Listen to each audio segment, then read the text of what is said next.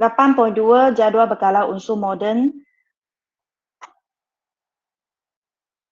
Semasa tingkatan 1, pelajar telah belajar jadual berkala unsur moden.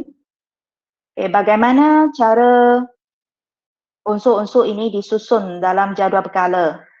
Dia disusun mengikut tertib nombor potong menaik. Dari kiri ke kanan, atas ke bawah. Contoh hidrogen sampai ke neon, nombor potongnya adalah dari 1, 2, 3, 4, 5, 6, 7, 8, 9, 10 dan seterusnya. Dalam jadual berkala unsur moden ini ada kumpulan, ada kala. Apa maksud kumpulan? Kumpulan ialah terus menegak. Ada 18 kumpulan, ada kumpulan yang ada nama-nama tertentu. Contoh unsur kumpulan 1, logam akali. Dia bersifat akali lah. Unsur kumpulan 2 ini logam akali bumi. Unsur kumpulan 3 hingga 12 dikenali sebagai unsur peralihan.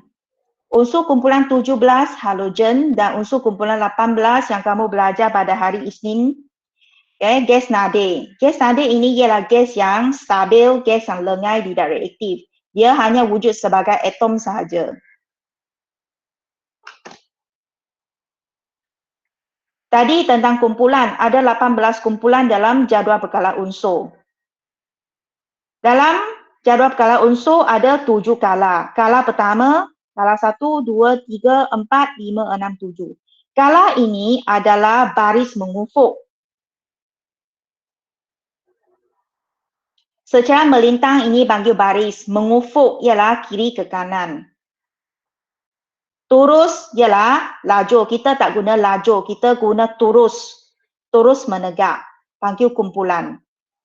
18 kumpulan, kala ada 7. Dan di bahagian bawah jadual berkala unsur moden ini terdapat 2 siri unsur dari nombor potong 57 sehingga ke 71. Dan 89 hingga ke 103. Okay, yang diletak secara berasingan ni. Dia asing daripada yang atas ni. Okay. Dan bahagian unsur dalam sini dia dikenali sebagai siri lantanida. Siri lantanida dan yang mempunyai nombor potong 89 hingga 103 siri actinida.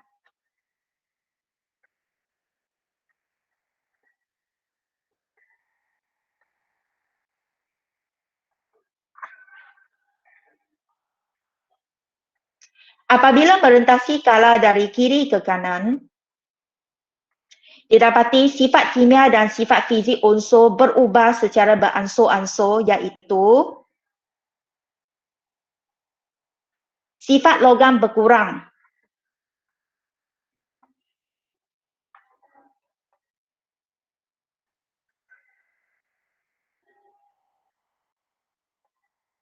Dari sini. You tengok yang berwarna kuning itu adalah logam. Sifat logam ni berkurang dan sifat bukan logam ini meningkat. Yang berwarna biru ialah unsur bukan logam. Dan perubahan sifat oksida dari oksida base kepada oksida asid. Base ialah bersifat alkali. Oksida base ialah unsur kumpulan 1 dan 2. Okay. Logam alkali dan logam alkali bumi.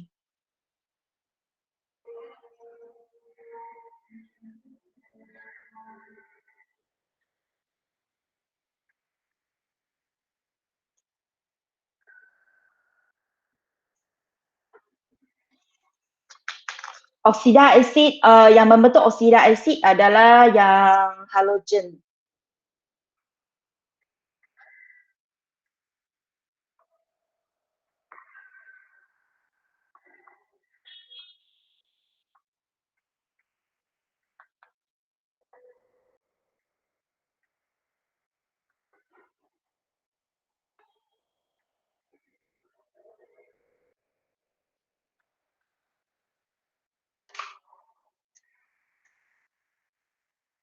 Manakala unsur kumpulan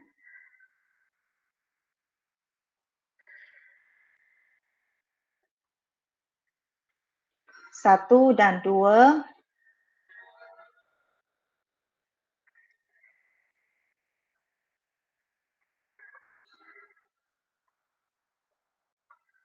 membentuk oksida base. Sifat kekonduksian arus elektrik semakin berkurang, dari logam DNA kaitan dengan yang pertama ini.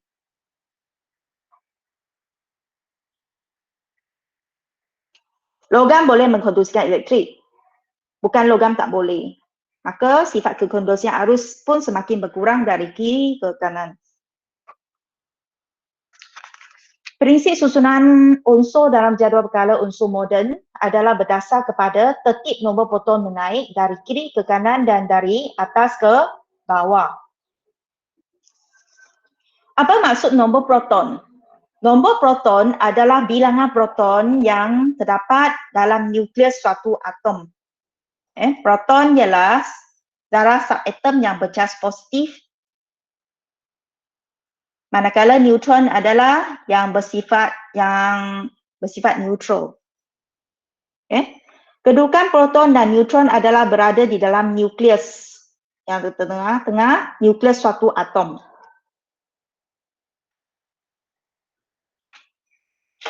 Seterusnya kita pergi kepada susunan elektron unsur. Kita lihat yang di sini. Natrium, nama ini ialah natrium 23.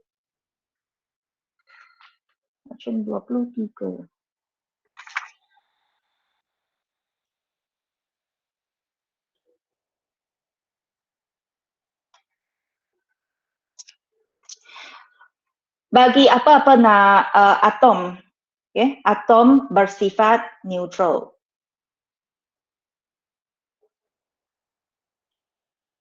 Atom adalah neutral. Ini bermaksud bilangan proton sama dengan bilangan elektron. Jadi kita tengok contoh ini. You kira bilangan elektron berapa bagi natrium 23. Elektron dia berada pada petala. Petala pertama ini hanya boleh muat 2 elektron. Petala kedua boleh muat maksimum 8 elektron dan selebihnya akan pergi kepada petala yang lain. Petala yang terluar ini terdapat 1 elektron. Elektron ini dikenali sebagai elektron valence.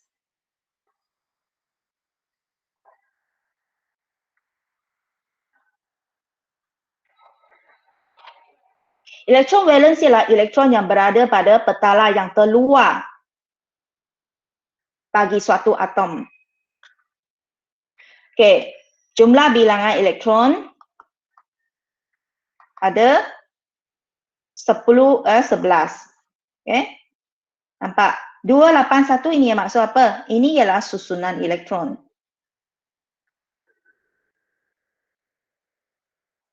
Sekali lagi saya kata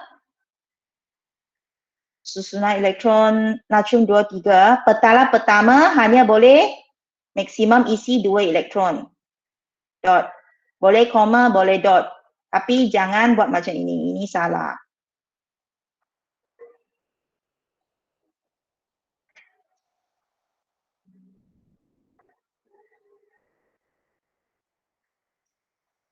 Petala kedua maksimum 8 dan yang lain akan pergi ke petala yang ketiga dan petala ketiga. Untuk SPM saiz teras dia hanya ada 3 petala je kalau dia tanya soalan. Satu bermaksud ada 1 elektron valence. Ejaan valence VALENS. Jangan salah eja. Bilangan proton 12. So you kira yang warna biru ke yang merah ada 12. Kira-kira merah dulu. 1, 2, 3, 4, 5. 6, 7, 8, 9, 10, 11.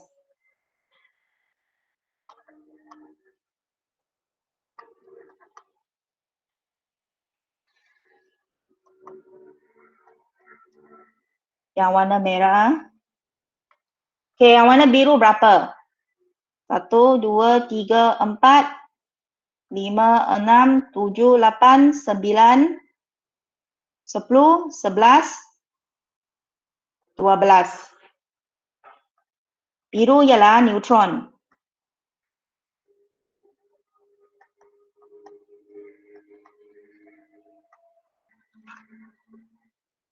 Merah biru ini tak semestinya, ini hanya warna untuk indicate saja.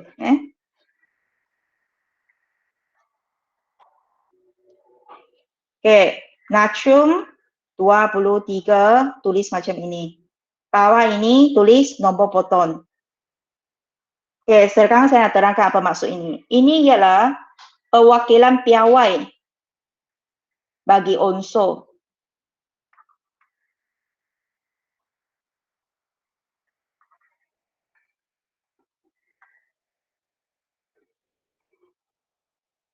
Okey. Nombor 23 ini ialah nombor nukleon.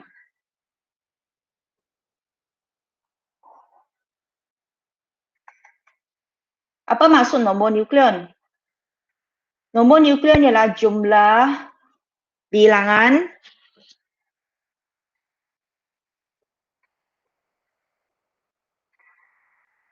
proton dan neutron dalam nukleus.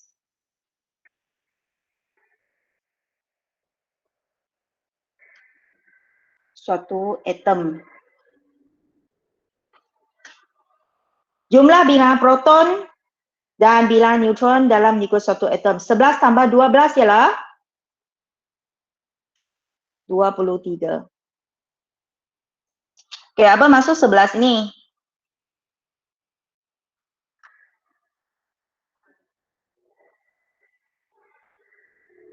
Dalam exam, nombor itu sila tulis dengan perkataan penuh, jangan tulis short form NO dot. 11 ini merupakan nombor proton.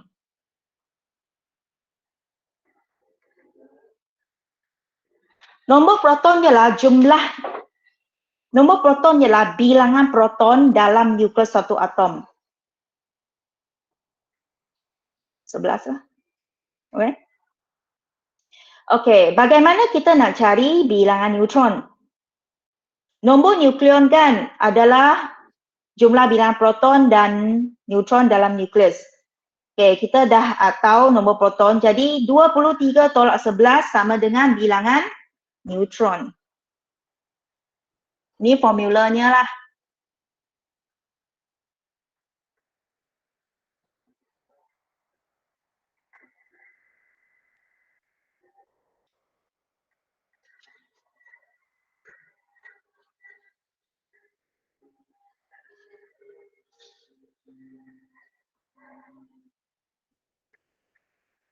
Sebarang penghitungan yang melibatkan cari bilangan proton, cari bilangan neutron, sorry. You guna formula ini. Nombor nukleon sama dengan bilangan proton tambah bilangan neutron. Bilangan neutron ialah nombor nukleon tolak bilangan proton.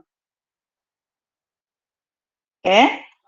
Bagi sebarang atom, okay, atom neutral, bilangan proton sama dengan bilangan elektron. Elektron disusun mengelilingi nukleus dalam petala elektron. Elektron akan memenuhi petala terdekat dengan nukleus. Petala pertama maksimum hanya boleh mengisi 2 elektron. Petala kedua maksimum mengisi 8 elektron dan selain itu akan pergi kepada petala terluar. Elektron yang berada pada petala yang terluar panggil elektron valence.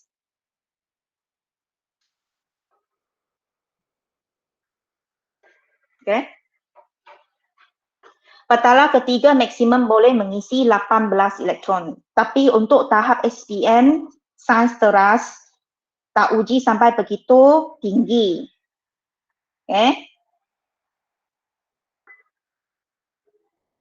Maksimum pun 2.8.8 sahaja.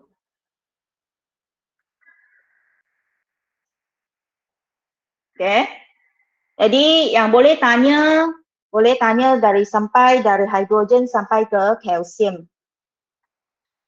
Contoh, kalsium nombor nukleon 40, nombor proton 20. Ini bukan contoh, ini memang yang sebenar. Okay, kamu tengok jadual perkala 8.4 muka surat 171 dalam buku teks. Kalsium, ingat nombor yang lebih besar itu, yang 40 itu ialah nombor nukleon.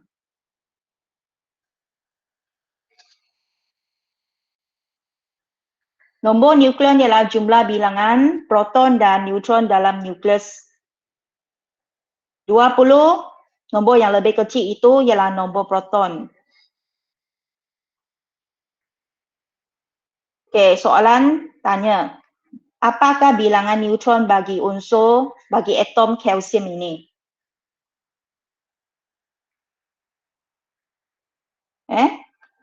Sama dengan 40 tolak 20 sama dengan 20. Ini cara pengiraannya lah. Okey, apakah susunan elektron bagi kalsium? Kamu tahu nombor proton sama dengan bilangan proton kan? Jadi bilangan proton atom kalsium ialah 20. Bagi atom bilangan proton sama dengan bilangan elektron 20. Jadi tulis susunan elektron. Atom kalsium. Petala pertama maksimum 2, petala kedua maksimum 8. Petala ketiga 8. Dan seterusnya petala terakhir 2. Ya tak sampai 18. 18 ini adalah unsur peralihan. Okey, itu tahap yang tingginya. Okey, ini ialah susunan elektron atom kalsium 2.8.82. 2882. Nombor-nombor ini mesti diasingkan guna dot ataupun koma. Biasa kita guna dot lah. Kena tahu Penting mesti tahu perwakilan piawai bagi suatu unsur. Sebelah kiri atas itu ada nombor nukleon, nilainya lebih besar berbanding dengan nombor proton. Apa maksud nombor nukleon? Nombor nukleon adalah jumlah bilangan proton dan neutron dalam nukleus. Nak cari bilangan neutron, guna nombor nukleon tolak nombor proton. Bagi atom, bilangan proton sama dengan bilangan elektron. Susunan elektron, petala pertama 2, petala kedua maksimum 8, petala ketiga maksimum 8 dan selebihnya masuk kepada petala terluar. Elektron yang berada pada petala terluar itu ialah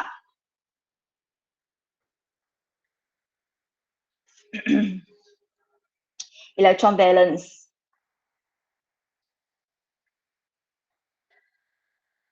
Atom kalsium ada 2 elektron valence.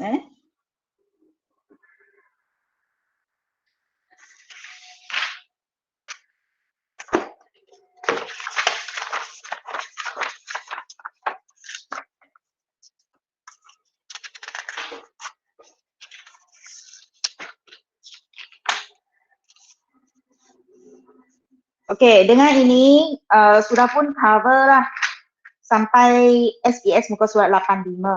Okey, kita teruskan contoh yang lain. Rajah 8.6 menunjukkan susunan elektron atom sulfur. Okey, sulfur.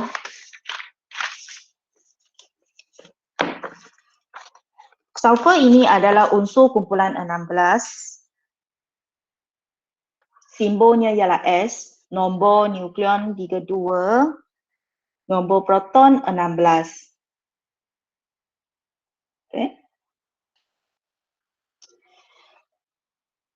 Bagi atom sulfur, maka untuk atom kan, bagi atom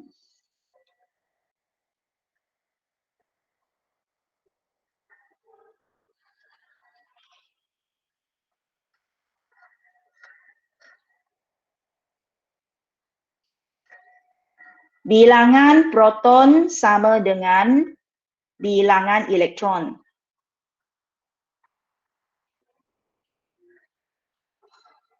Maksudnya, sulfur ada 16 elektron. Okay, jadi susunan elektron bagi atom sulfur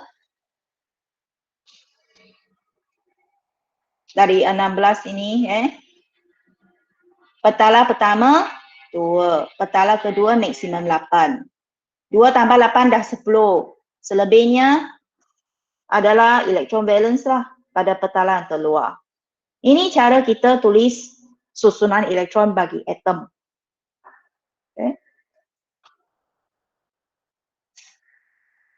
Okay, ingat nombor proton sama dengan bilangan proton. Bagi atom, bilangan proton sama dengan bilangan elektron. Jadi, atom sulfur ada 16 elektron. Susunan elektron tulis dengan cara 2/8.6.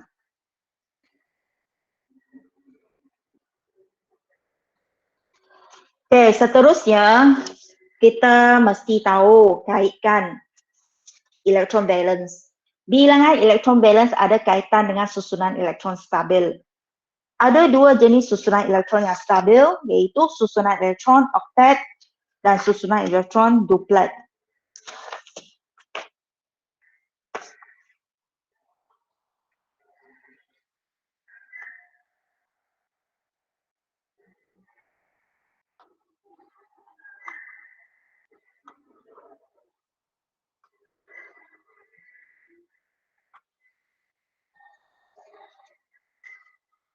Susunan elektron duplet bermaksud ada dua elektron valence. Maksud ada dua elektron yang berada pada petala yang terluar bagi atom itu. Helium, ini petala pertamanya dan juga petala yang terluarnya. Dia hanya satu sahaja. Okay. Dan untuk atom neon, dia telah mencapai susunan elektron oktet, di mana dia mempunyai 8 elektron valence.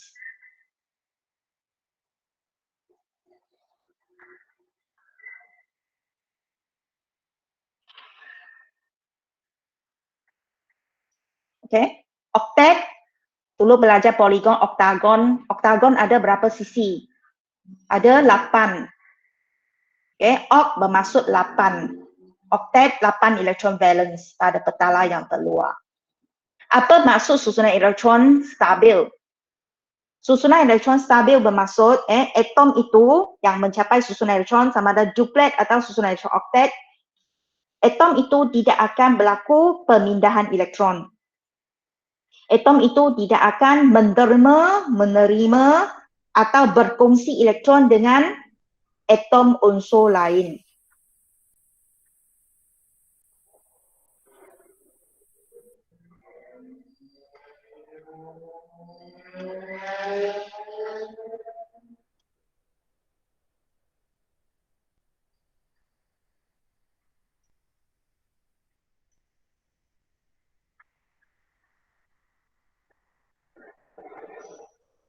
Dia dah stabil.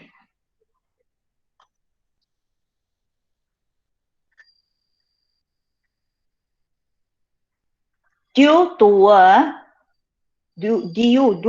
ialah dua.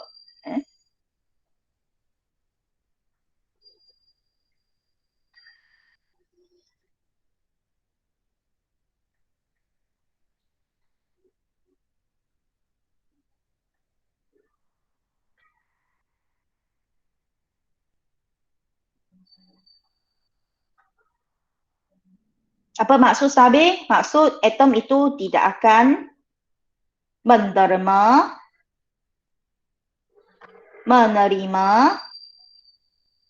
atau berkongsi elektron.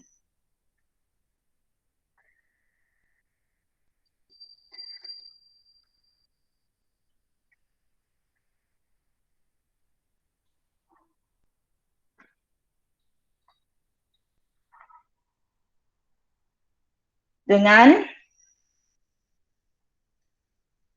atom lain. Seterusnya, bagi atom yang tidak mempunyai susunan elektron stabil, contoh elektron valensnya ada 1, ada 2, ada 3, maka dia akan berlaku pemindahan elektron, sama ada dia menderma atau menerima elektron.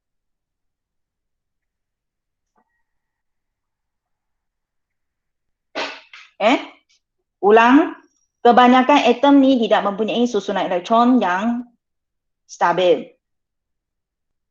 Dia tidak mempunyai dual electron valence atau 8 electron valence.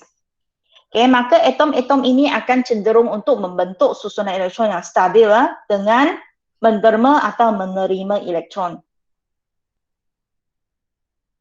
Atom neutral dia membentuk ion melalui pendermaan elektron pada petalah terluarnya kepada atom lain atau menerima elektron pada petalah terluar daripada atom lain. Apabila atom ini menderma elektron, ia akan membentuk ion yang mempunyai charge positif, ion positif. Apabila atom menerima elektron, ia akan membentuk ion negatif.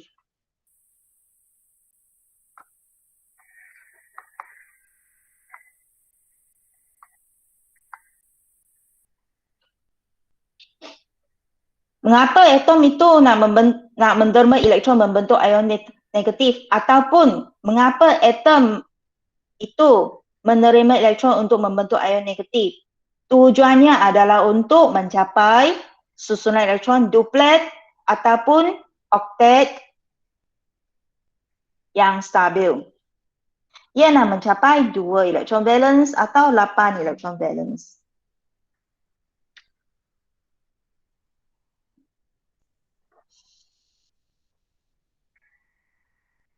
Seterusnya kita tengok bagaimana pembentukan ion positif dan ion negatif masing-masing. Kita mula dengan pembentukan ion positif. Apabila suatu atom menderma atau menerima elektron, atom itu bercas dan akan disebut sebagai ion. Ion positif terbentuk apabila atom unsur logam menderma elektron. Manakala ion negatif terbentuk apabila unsur bukan logam menerima elektron.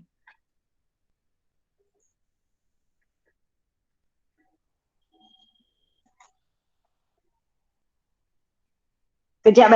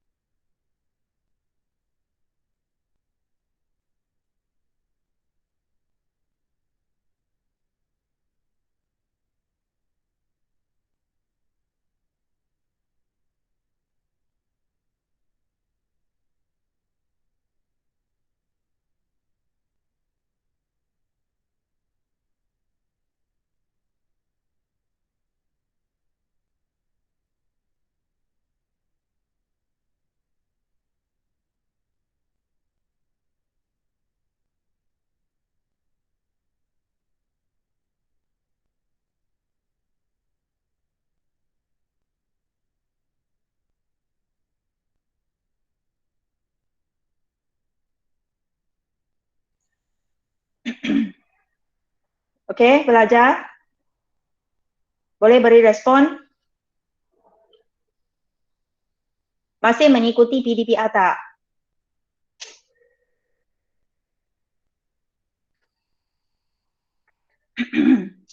Masih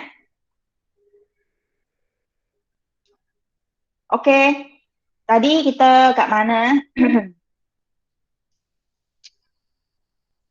Sambung bagaimana pembentukan ion positif dan ion negatif.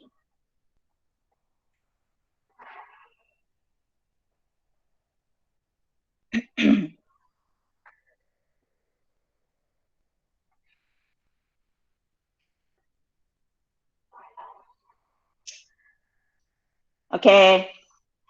Pembentukan ion positif adalah berlaku pada atom unsur logam. Maksudnya untuk unsur kumpulan 1 dan 2 dan juga aluminium lah untuk unsur kumpulan 13. Contoh magnesium.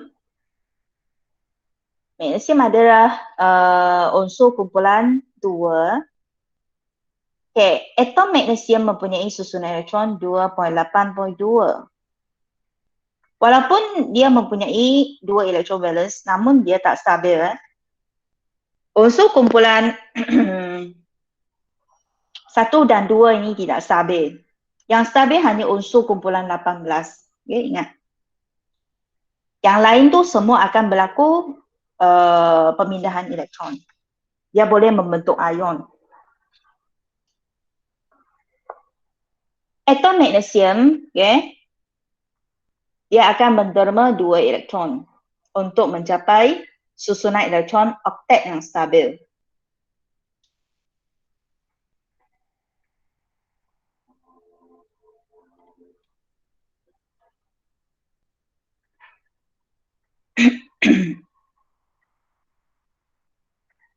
Ya, dapat lepas dia menderma 2 elektron, dia akan mempunyai 8 elektron valence. Ini panggil susunan elektron oktet.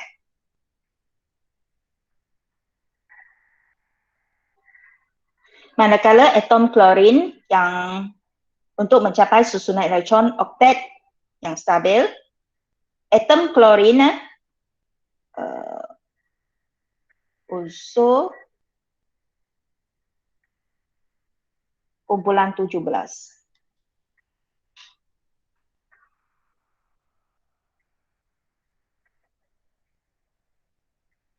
Dia merupakan bukan logam lah.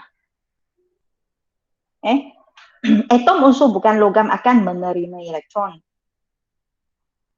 Di sini atom klorin menerima 1 elektron untuk mencapai ion, untuk membentuk ion klorida yang mempunyai susunan elektron oktet.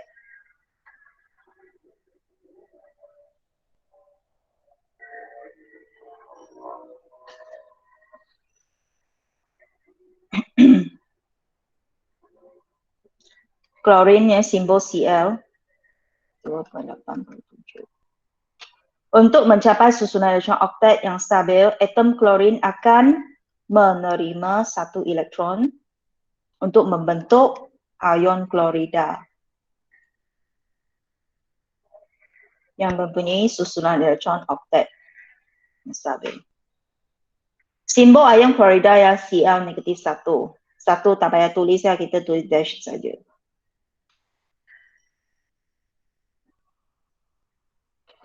Charge negatif ini bermaksud dia ion negatif.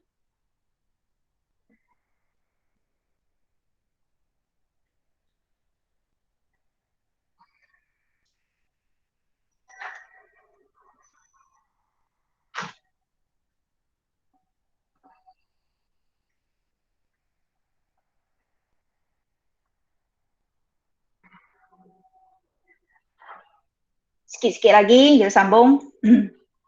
Isotop.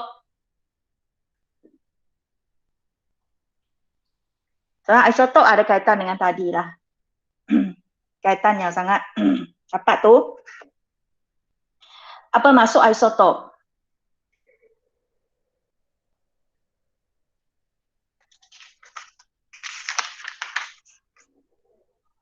Isotop ialah Atom-atom bagi unsur yang sama yang mempunyai bilangan proton yang sama tetapi bilangan neutron yang berbeza.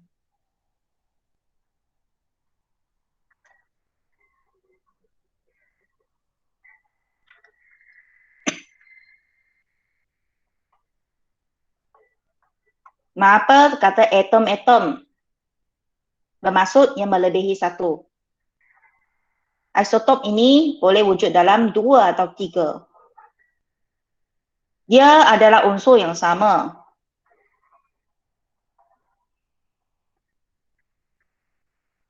Yang mempunyai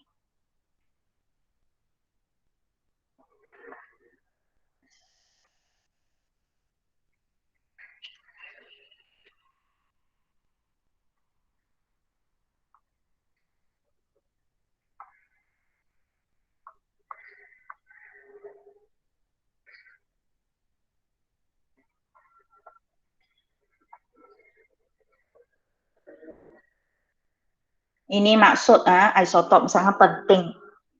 Isotop ialah atom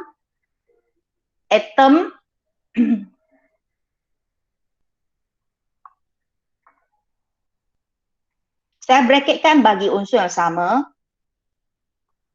tak semestinya tulis. Bagi unsur yang sama adalah optional.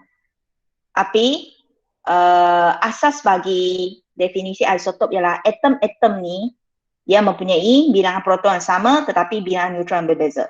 Bilangan proton juga boleh digantikan dengan nombor proton.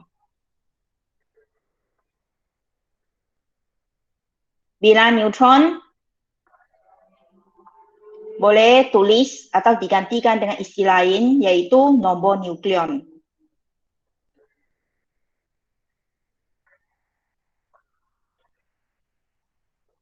Sila berhati-hati semasa mengeja, mesti pastikan dia tepat dan betul. Bilangan neutron, nombor nukleon. Kita tak ada istilah nombor neutron, itu salah. Pastikan ejaan betul.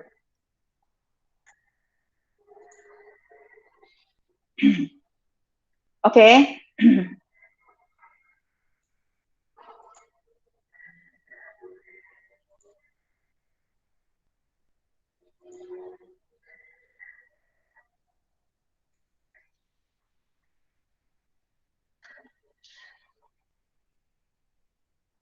Di sini contoh dia bagi apa? Dia bagi contoh bagi hidrogen. Hidrogen ini dia ada isotop. Hidrogen 1, hidrogen 2 dan hidrogen 3. Hidrogen 1 adalah hidrogen yang biasalah, gas hidrogen lah. Dan hidrogen 2 ialah bagi deuterium, hidrogen 3 bagi tritium.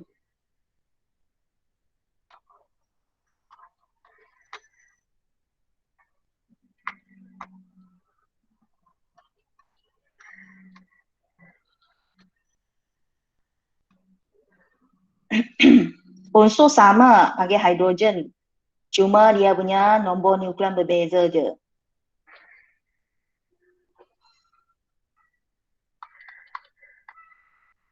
Nampak? Nombor proton sama satu, nombor nukleon berbeza. Hidrogen dash 33 ini maksud ini ialah nombor nukleonnya. Kalau hidrogen gas yang biasa tu, ni lah. Nombor dia tak ada apa? Neutron. Neutron kosong, bilangan neutron kosong.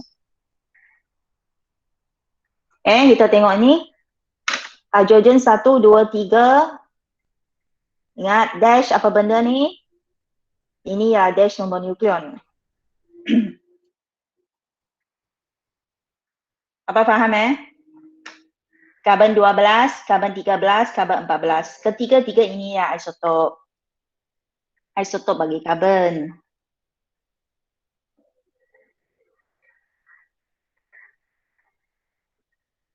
Atom, karbon 12 ya satu atom, karbon 13 atom yang lain. Atom-atom ni bagi unsur yang sama. Tapi dia mempunyai nombor proton yang sama nombor nukleon berbeza. Kalau nak tulis cara perwakilan piawai, ini caranya lah. Okay. Oksigen 16. Simbol oksigen ialah O. Nombor nukleon. Nombor nukleon ialah bilangan proton tambah bilangan neutron. Atau you boleh tengok dari sini. Nombor nukleon 18. Ini 16. Nombor proton samalah. Itu 8. Okay. Apa maksud isotop? Isotop ialah atom-atom yang mempunyai bilangan proton yang sama 6, tapi bilangan neutron yang berbeza. Ataupun atom-atom bagi apa maksud isotop?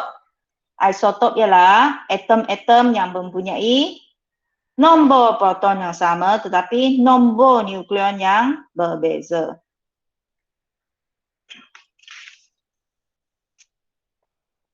Dalam SPS soalan 2B tu ada bagi. Ini.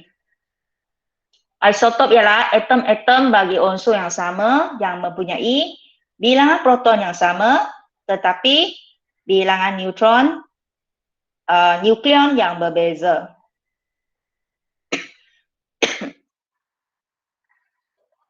Okey, saya nak tanya seorang pelajar bagi respon. Faris, boleh respon? Buka mic. Faris.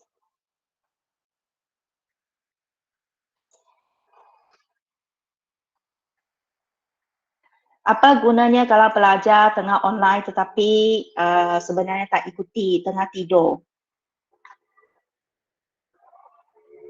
No, Nadia?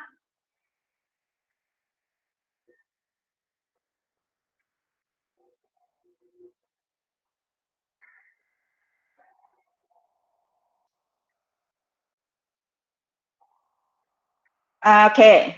Siapa nak respon ni? Beri maksud isotop.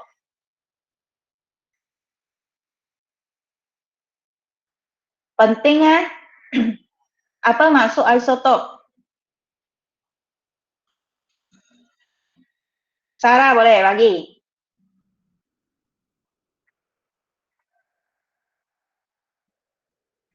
Ya.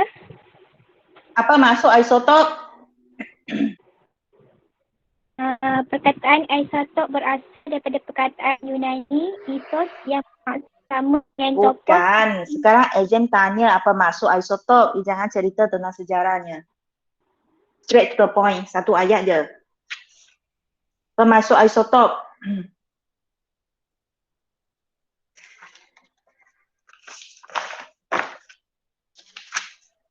Atom-atom. Okey, teruskan. Siapa respon tadi? Teruskan sambung. Saya nak ayat lengkap.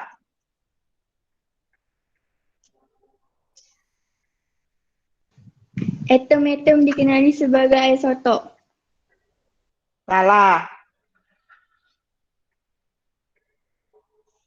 Tolong catat kat buku teks guna pensel.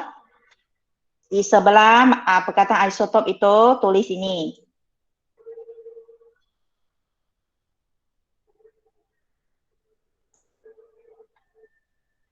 Tulis ini.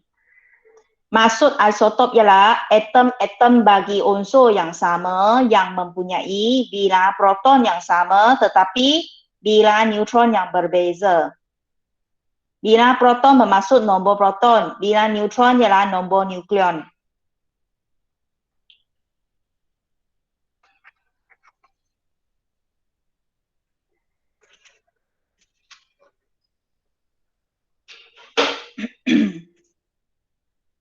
Dah? Sudah ke belum?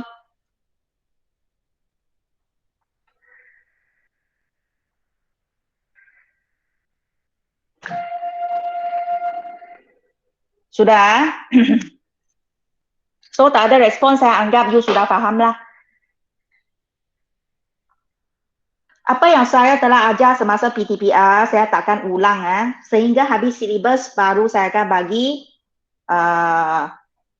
ulang baliklah, seorang ulang kaji yang bab-bab sebelum itu. Isotop bermaksud atom-atom bagi unsur yang sama yang mempunyai nombor proton yang sama, 6. Nampak? 6. Tetapi nombor nukleon yang berbeza.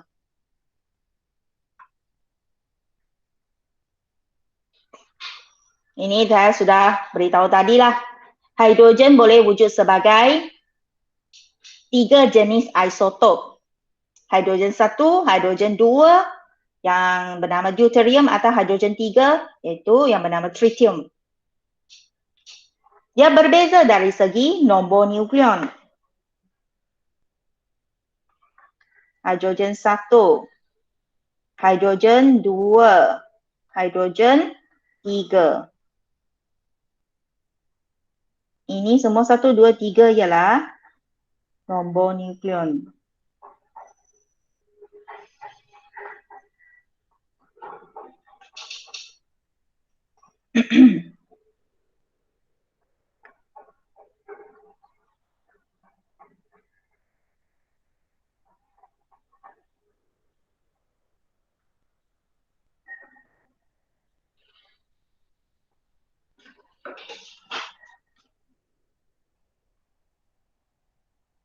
Okay, 1 ini bermaksud yang atas ni nombor nukleon.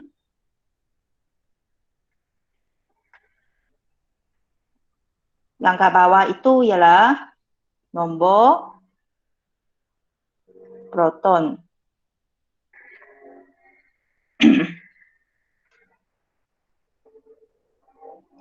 Okay, isotop ni biasanya ditulis nombor proton, nombor nukleonnya sahaja, seperti hidrogen 1, hidrogen 2 dan hidrogen 3 ni. Dash apa? Dash itu ialah nombor nukleon. Nombor nukleon bermaksud jumlah bilangan proton dan neutron dalam nukleus suatu atom.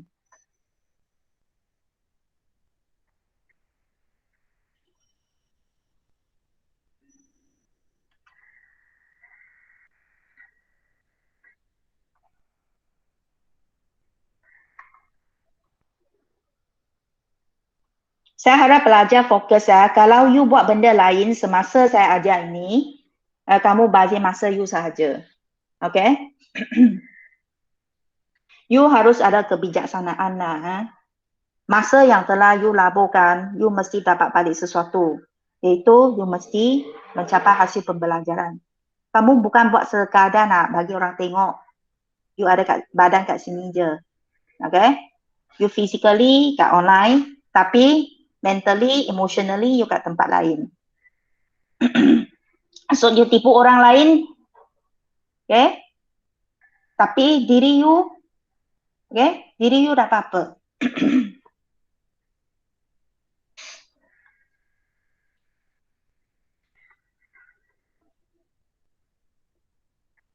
Okay? Apa maksud isotop? Isotop bermaksud atom-atom bagi unsur yang sama. Di sini ketiga-tiga atom ini mempunyai unsur hidrogen. Unsurnya sama, 4H.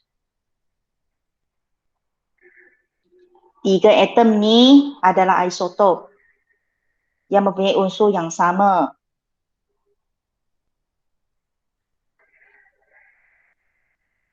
Dan 3 unsur sama ini, atom-atom bagi unsur yang sama yang mempunyai apa yang sama ni? Nombor protonnya.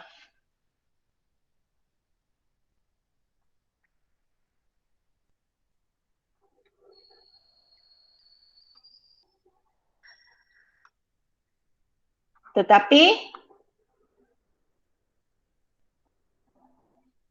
yang berbeza nombor nukleon.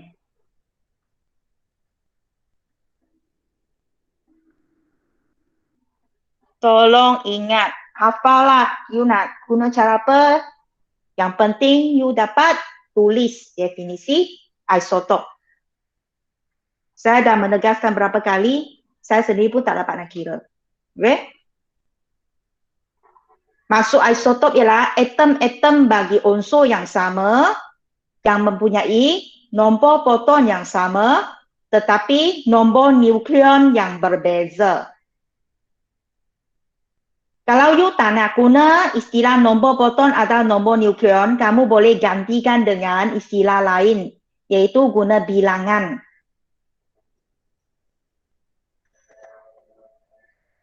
Istilah nombor proton boleh digantikan dengan bilangan proton, sama.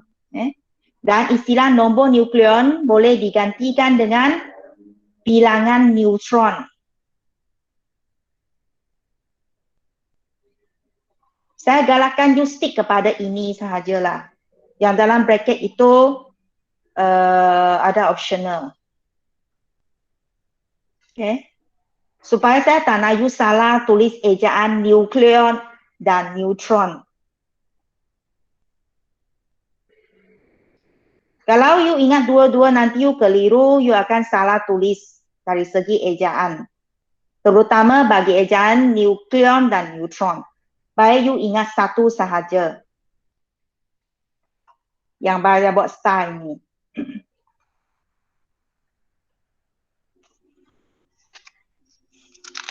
ini. Ini ialah kalau dikata dia merentas kurikulum. Ini tak penting, okay? Okay, isotop boleh digunakan dalam pelbagai bidang.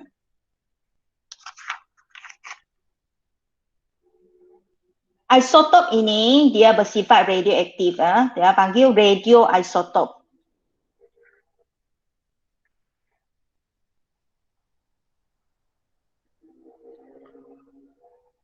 Isotop yang berguna dalam kehidupan kita adalah isotop yang bersifat radioaktif. Dia boleh berurai. Dia boleh berlaku penguraian. Dan dalam penguraiannya dia akan membebaskan sinaran radioaktif.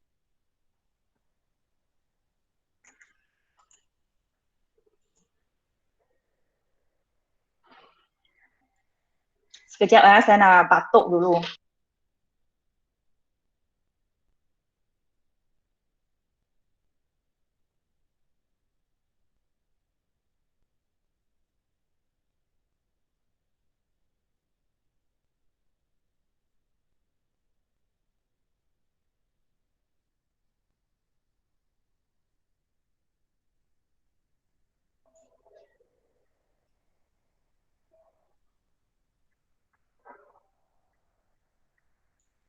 Sekiranya dalam masa 1 jam lebih ini kamu masih tak faham, you tonton klip video rakaman Google Meet yang saya akan send dalam grup.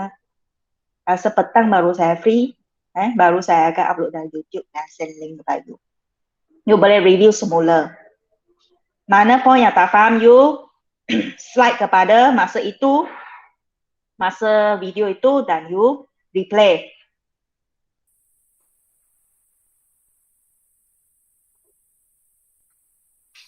Radioisotop ialah isotop yang tak stabil. Dia akan mengalami perebutan radioaktif. Dia akan mengalami perebutan secara spontan lah. Dan bila dia merebut secara spontan tu, dia akan memancarkan sinar radioaktif. Seperti sinar gamma. Jangan takut risau ke apa. Nanti you belajar bab terakhir, bab 12, you akan belajar tentang sinar radioaktif dalam bab tenaga nuklear. Okay, walaupun radioisotop mengeluarkan sinar berbahaya.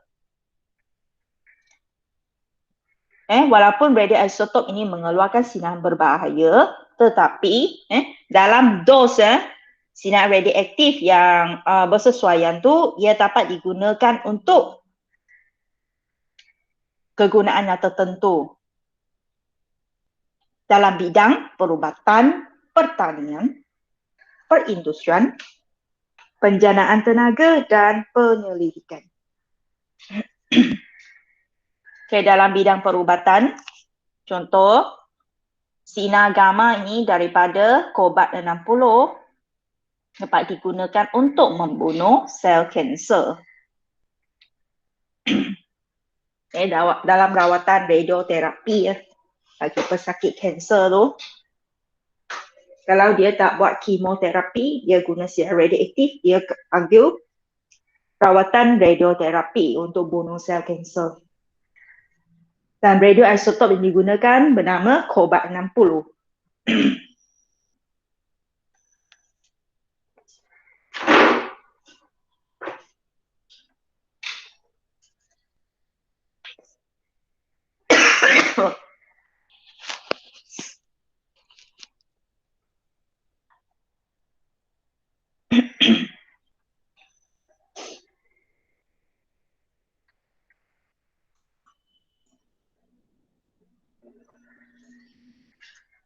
Sekejap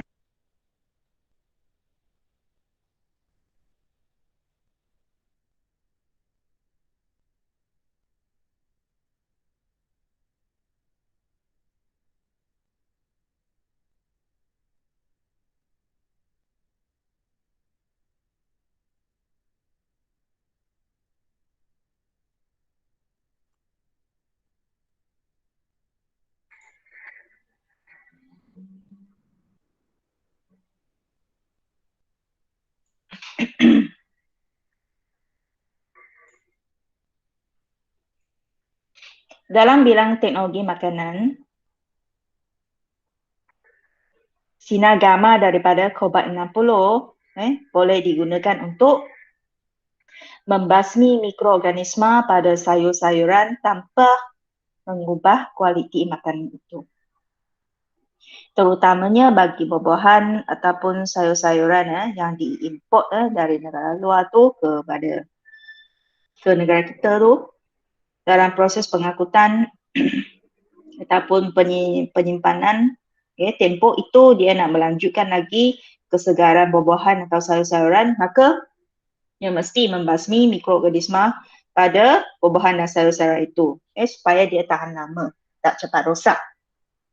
Jadi dia guna apa? Dia guna Cobalt 60. Cobalt 60 bila dia mereput, dia akan menghasilkan sinar gamma lah.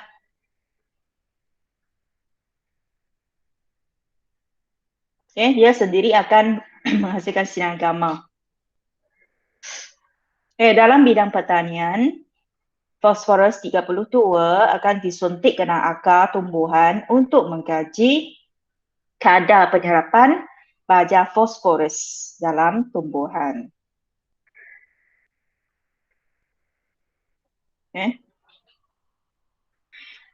Tujuannya adalah mengkajilah baja fosforus jenama A, B mana satu lebih sesuai untuk tumbuhan itu.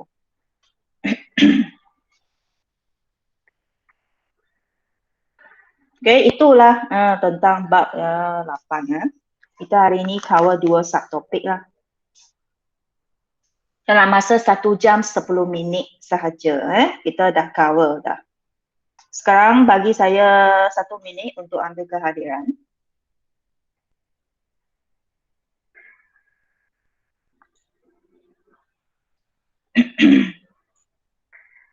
Raja siapkan tugas saya bagi, saya akan post, saya akan masukkan juga 8.3.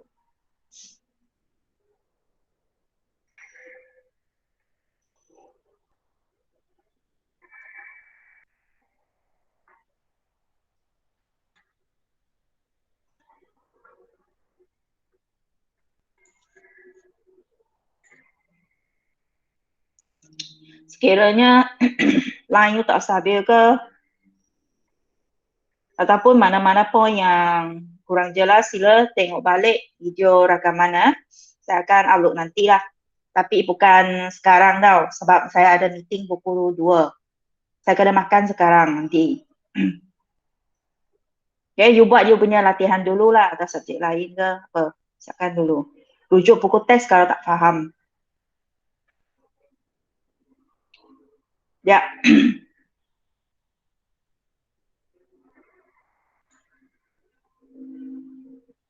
Kehadiran 12 orang lah hari ini.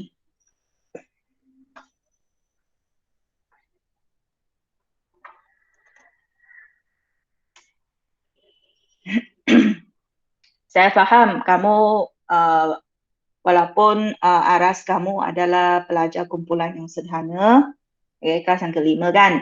Tapi juga boleh ada di kalangan anda yang dapat mencapai grade yang cemerlang.